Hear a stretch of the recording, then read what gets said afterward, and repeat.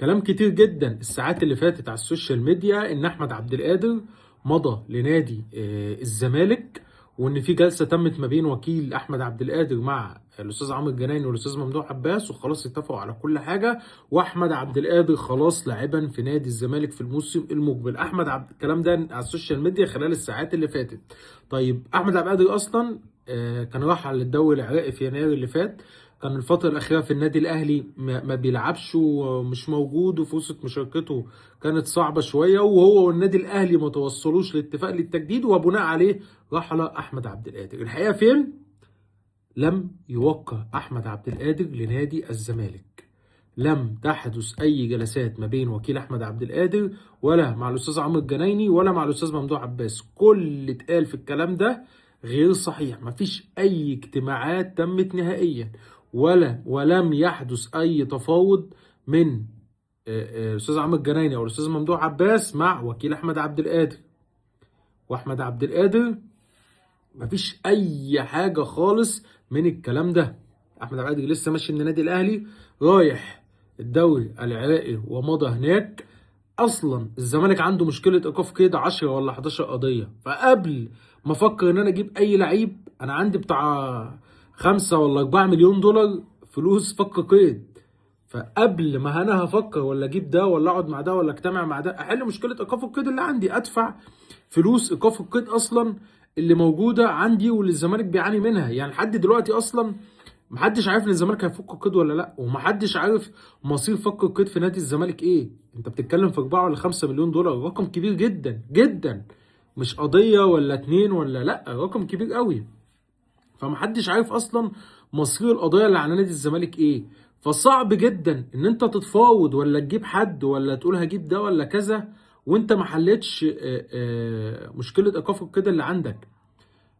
رقم واحد. رقم اتنين، هقول لك على حاجه. اللعيب اللي كان الاستاذ ممدوح عباس كان عايز يجيبه لنادي الزمالك من الاهلي كان اليو ديانج، بس مش فتره التجديد السابقه لديانج مع الاهلي، التجديد الاخير لديانج مع الاهلي مش التجديد ده. وقتها الاستاذ ممدوح عباس كلم وكيل ديانج بشكل شخصي بشكل مباشر، وطلب التعاقد مع اليو ديانج، وقال له ان هو اللي هيتحمل بكل تكاليف وكل الامور الماليه الخاصه بالصفقه. وكيل اليو ديانج ساعتها اعتذر للاستاذ ممدوح عباس، وان رغبه ديانج لا، ان هو لو هيلعب في مصر هيلعب للنادي الاهلي، ولو يمشي من النادي الاهلي هيطلع للاحتراف بره. وبالفعل دارت الايام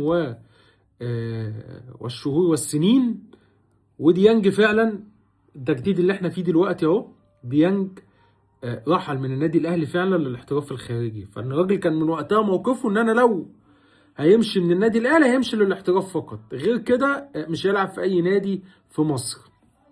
احمد عبد القادر الحقيقه هيبقى اضافه، لو نرجع لاحمد عبد القادر لو جه نادي الزمالك اضافه كبيره جدا. احمد عبد القادر لعيب مميز جدا، رحيله عن النادي الاهلي كان لعدم مشاركته وفقدان مشاركته بشكل اساسي، لكن احمد عبد القادر لعيب كبير ولعيب مهم. ولو جه نادي الزمالك محتاج كمان احمد عبد القادر، وفي مكان احمد عبد القادر ويقدر يلعب في كذا حته في خط الوسط. لكن انا بكلمك كواقعيا وعلى ارض الواقع، لا، لم تحدث اي مفاوضات ولم يحدث اي توقيع من احمد عبد القادر لنادي الزمالك او اي نادي. راجل متواجد في الدوري العراقي دلوقتي ومكمل في الدوري العراقي، وعشان تقول مثلا ان عبد القادر يمضي ولا يروح نادي ولا اي حاجه، الكلام ده يعني مش قبل نهايه الموسم. لكن دلوقتي صعب جدا، ونادي متمسك بيه، راجل لسه رايح ولسه بيبتدي يلعب وبيثبت نفسه معاهم هناك، وفرصته قويه في المشاركه. الزمالك تاني وتالت ورابع.